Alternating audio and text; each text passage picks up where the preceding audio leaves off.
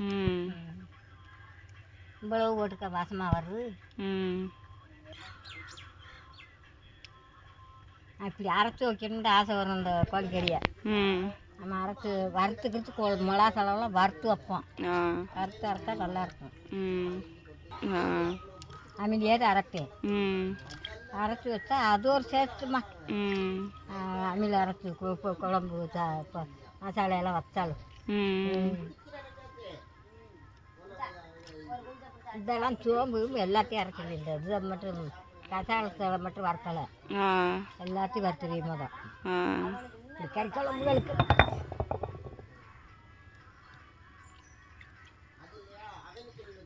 இப்போ இருக்க ஜென்ரேஷன் எல்லாம் மிக்சியில் போட்டு அரைச்சிக்கிட்டு இருக்கோம். நீங்கள் எவ்வளோ வயசாயும் அம்மியில் அரைச்சி குழம்பு வச்சா நல்லா இருக்குன்றீங்க.